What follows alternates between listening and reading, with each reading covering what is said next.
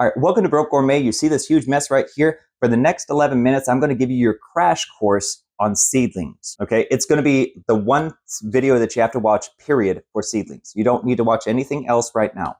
So I know my plant people are going to be like, oh my gosh, but what about perennials and stratification? No. Shut up. We're not using big words right now. We're starting simple. This is for people who have never grown anything before. It's going to be basic that doesn't cost you a lot of money.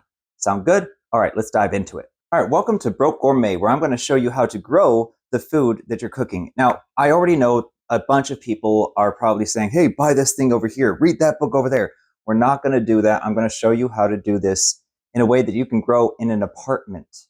Okay, so we're going to keep this really, really simple. And this is a crash course, so it's going to be a longer video, but you only have to watch it once. Promise you. All right, first up, most of my seeds come from Dollar Tree. Okay, and I'm going to tell you why.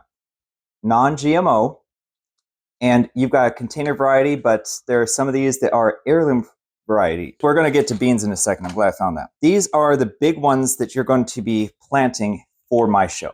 Okay, so sage, that's going to be great for potatoes and Thanksgiving. Well, parsley, oregano, and I got greedy with the basil because I got a mixed basil. You know what I mean?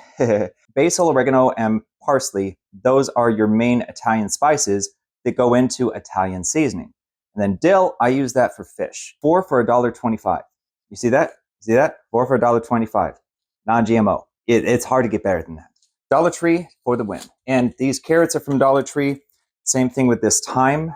I like cooking with thyme. I'm going to tell you a couple things about what you're seeing here. You don't need this. You don't need all this. The reason I got this is because in these little tiny holes, I'm going to put these little tiny seeds. You see these? Those aren't flies, those are seeds. Those are thyme seeds. And of course, you can see I've shared with other people. But one seed in there, you fill it up with water about 3/4 of the way, and those things swell up and grip and grow around the seed. It's perfect, and then you throw that right into the ground. But this is more expensive. This thing right here cost me about 11 bucks. So not everybody can do that. I just did that because I'm growing a lot of stuff. Let's walk you through the rest of it. This soil right here, this is a combination of this stuff right here that I got. I bought some soil that is about $8. So that's a good amount, definitely more than I need for my seedlings. But I'm also going to use that when I plant these into the ground. I know I'm going a little bit fast, but again, you only have to watch this once. This soil right here, I mixed with the soil from outside because when you're growing seedlings, you don't want them to go outside and be like, oh, I'm in this cushy little, soil right here. I got my blankie. And then they go outside and, it's cold. You don't want them to do that. You want them to be comfortable and to understand the soil they're going into because you might have clay, or in my case, I have a lot of sand. Now let's go into the actual seeds and what you need to know about seedlings. First up, when planting, use your middle finger. I'm not going to flip you off, but middle finger, go down to your first knuckle. And then close it around there after you put your seeds in. Both of those already have seeds. And then I've got this little thing right here. This is a tag. This is what helps you keep track of your seeds and what you're growing. These, I think I bought these for 99 cents, maybe $1.25, something like that. It was really, really cheap. And these are called plant labels. And then, of course, I got a fine tip permanent marker. Fine tip, what is it, Sharpie? Yep, a fine tip Sharpie pen. And that cost me about $2. And that was at Dollar General. And then I write on here, which this got a little bit wet. You kind of want to let it set before you put in there because I could still see mushroom basket tomato on here. And then I put over here ×4. This is how I keep track of this thing, which I'm going to go into this in a second. But 1, 2, 3, 4. So now I can keep track of all of that. You don't need to know anything more about how deep to put your seeds than what I just showed you. Like, boom, right there. You don't have to do it again. What you want to know is which seeds to plant. So beans, they go directly into the ground. Okay, I got my heirloom variety. You can start them as seedlings if you want to, but I prefer to put these directly into the ground. Squash, again, you can do seedlings. You can buy zucchini and squash seedlings. So pumpkin is squash. The weird looking little bulbous things, those are squash. And you can tell it's a squash by the seed. And I'm going to show you the seed in a second. if I can get my act together and get this right here. Okay, so this is a squash seed, okay? And this one right here, I prefer to plant these directly into the ground. It's really simple when it comes to squash. Squash does very well on its own. It's very hardy, it's cold resistant. Now, the cool thing about any seed that you're gonna buy is you don't have to say, hey, what's my climate zone? The stores only stock for your climate zone. They're not stocking for any other climate zone. They don't wanna sell you things that won't grow. Otherwise, you won't come back and buy more. Now, this right here, that's a little seed tray. This one right here, if I lift this up, this is where I can put water underneath. The water will absorb through the soil into where the seedling is going to go. Okay, and I'm going to be filling this whole thing up and probably more, but let me show you the ones behind it. These get planted directly into the ground just like these would.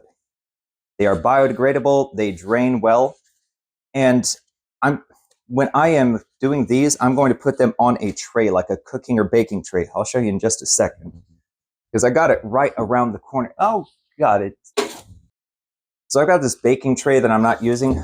I'm just going to put these on top of here and put water, a thin layer of water underneath that will absorb up through the soil to the seedling. And then this just goes straight into the ground.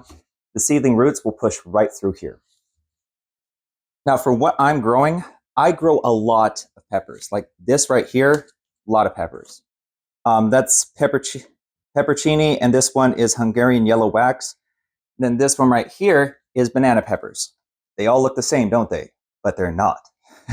So let's go into seeds and seedlings. I know I'm jumping around the place because I'm trying to keep this under a 10-minute video for all of you. But for tomatillos and for tomatoes, I would recommend starting seedlings. Okay, I would do this just for herbs. So for tiny little seedling herbs, I would go over here. For lettuces, I would use these.